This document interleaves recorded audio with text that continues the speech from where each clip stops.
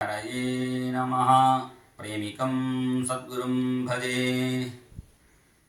பாகவதம் முதல் ஸ்கந்தம் முதல் அத்தியாயத்தில் 6 கேள்விகள் கேட்டார். அதுக்கு 2 அத்தியாயத்தில் பதில் சொல்லிட்டார். அது மாத்திரம் பதில் இல்லை, இது சுருக்கமாக முதல்ல சொல்லிட்டு அப்புறம் விஸ்தாரமாக சொல்கிறதுன்னு ஒரு சம்பிரதாயம்.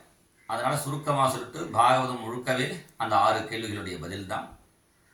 அதில் 4வது அத்தியாயத்தில் யாகத்தினால தான் மழை பொழிஞ்சு க்ஷேமம் ஏற்படுங்கிறதுனால யாகத்துக்கு பிரதானமாக வேதம் வேண்டும் என்பதற்காக வேதத்தை 4ஆக பிரித்து கொடுத்து எல்லாம் பண்ணினார். அப்பொழுதும் மனசாந்தி இல்லைங்கும் பொழுதுதான் வியாசருடைய ஆசிரமத்துக்கு நாரதர் வராருன்னு சொன்னார். 5வது அத்தியாயத்தில் பஞ்சமே சர்வதர்மேபியோ ஹரிகீர்த்தன கௌரவம் வியாச சித்த பிரசாதாய நாரதேனோபதிஷ்யதே. எல்லா தர்மத்தை காட்டிலும் ஹரி கீர்த்தனம் நாம கீர்த்தனம் தான் சிரேஷ்டம் என்பதை வியாசருடைய மனசில் நிம்மதி வரத்துக்காக நாரதர் உபதேசம் பண்ணுறார். அதில் ஆரம்பிக்கும் போதே சொல்லிட்டார், உங்களுக்கு அந்த மனசுல நிம்மதி இல்லாததுக்கு காரணமே நததா வாசுதேவஸ்ய மகிமா ஹனுவர்ணிதா. வாசுதேவனுடைய மகிமையை நீங்கள் பாக்கிய தர்மாதிகளை சொன்ன மாதிரி சொல்லலை பாரதத்தில். அதுதான் முக்கிய விஷயம்.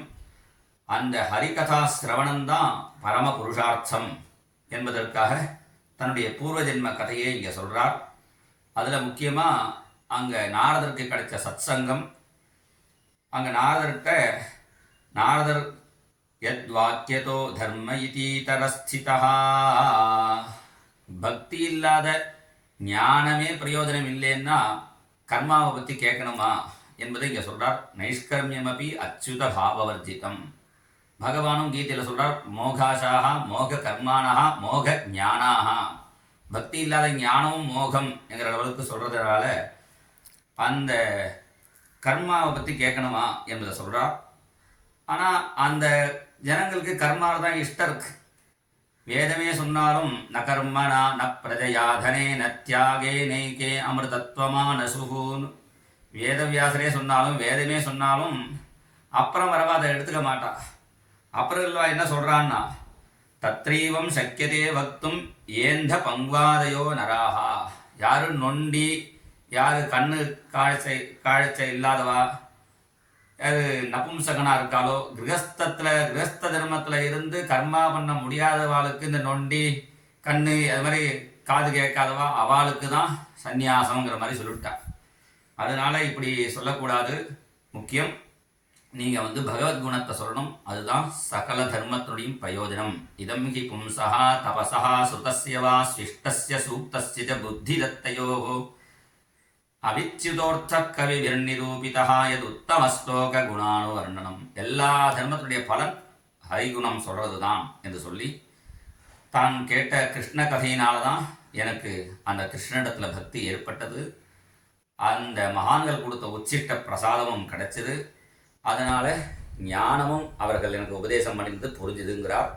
அந்த ஞானோபதேசம் என்ன பண்ணினாங்கிறத சொல்கிறார். ஞானம் குஹ்யதமம் எத்தது என்று சொல்கிறார். குஹ்யமான ஞானம். ஞானம்னாலே என்ன? நியாயத்தே அநேனியத்தை ஞான சாஸ்திரம். இது எதனால் தெரிஞ்சுக்கிறோமோ அது ஞான சாஸ்திரம். அதில் குஹ்யம் என்னன்னா, ஞான பிரதானமாக இருந்து பக்தி கொஞ்சம் கூட இருந்தால் அது சாஸ்திர குஹ்யம். அதுலேயும் ததோபி ஞான மிஸ்ர பக்தி பதம்.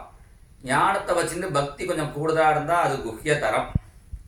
ததோபி கேவல பக்தி பிரதானம் குஹ்யதமம்.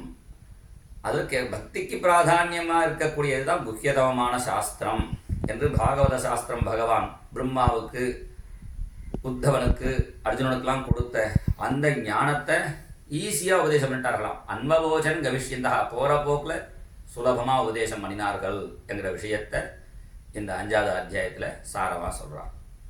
सद्गुरु महाराज की जय.